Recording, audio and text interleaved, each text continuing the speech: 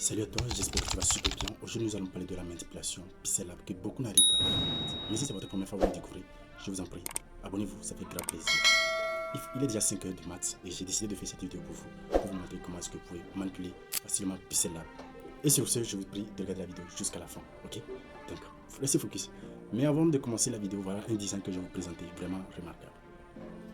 Vous voyez ce design, c'est pas? Le design il est sombre, il faut essayer de te démarquer, essayer de donner le meilleur de toi sur tes designs, ok? Ok, pissaf. Une fois encore, salut à tous, j'espère que vous allez bien. Et voilà un peu les designs que nous allons faire. Mais je vais vous montrer tout d'abord les dimensions que j'ai prises, c'est 2000 sur 3000. Ce sont les dimensions que j'ai prises pour concevoir la fiche. Mais ici, nous allons parler de manipulation.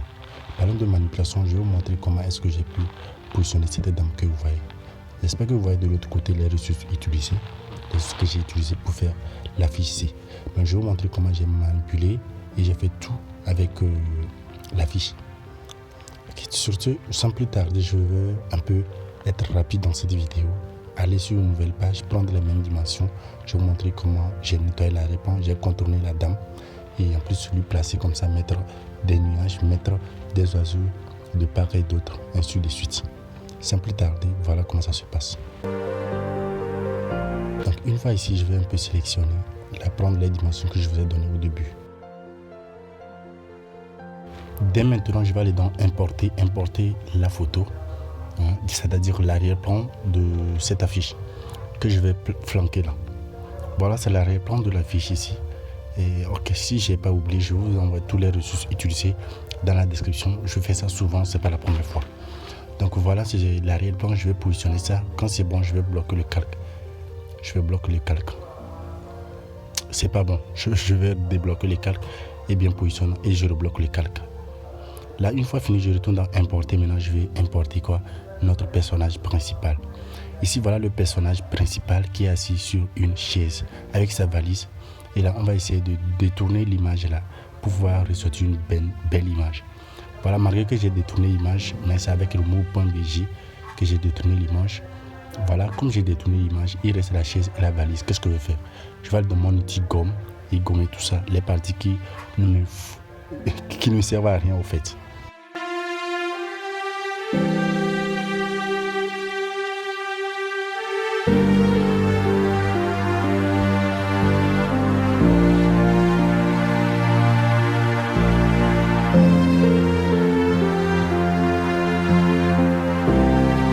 Voilà, sur ce, j'ai fini de détourner l'image. Et voilà, je vais placer l'image à un endroit un peu précis. Une fois que je finis de placer l'image, vous allez voir les pieds aussi là.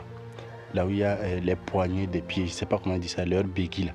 C'est un terme qui peut un peu utiliser comme ça. En fait, c'est pour les filles, donc je ne peux pas vous dire comment ça s'appelle.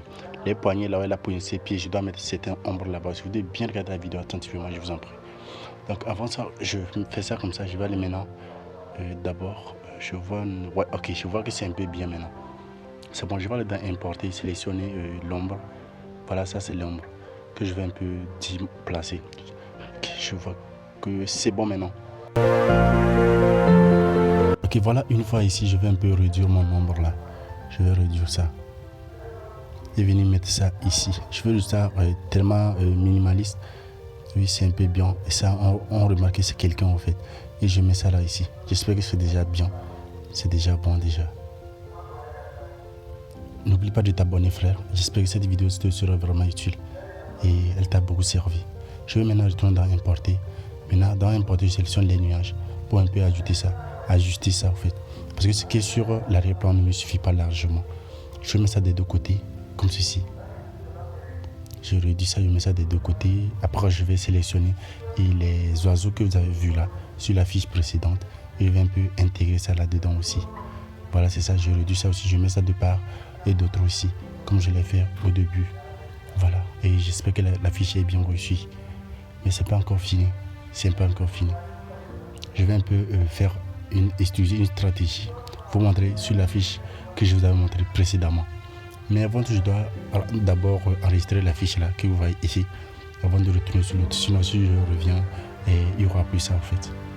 Vous comprenez un peu. Ok, sur ce, je vais l'enregistrer. Je mets sur OK. Voilà, c'est bon. Je vais maintenant venir sélectionner la fiche initiale que j'avais faite. Voilà, c'est ça. Il reste quoi ici?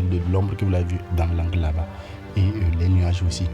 Le reste que j'ai mentionné, j'ai écrit. Et vous allez aussi voir ça. Peut-être. Peut-être. Parce que j'ai parlé de manipulation et pas de réalisation d'une affiche. Vous comprenez un peu. Donc les tutos seront un peu différents. Si on parle de manipulation, sachez qu'il y a quelque chose, on ne veut parler de quelque chose. Mais quand on parle de réaliser une affiche, je dois vous montrer de A à Z comment faire tout ça. J'espère que vous avez écouté ce que j'ai dit. Et la vidéo vous a vraiment aidé. Sur ce, je vous dirais merci beaucoup d'avoir regardé cette vidéo.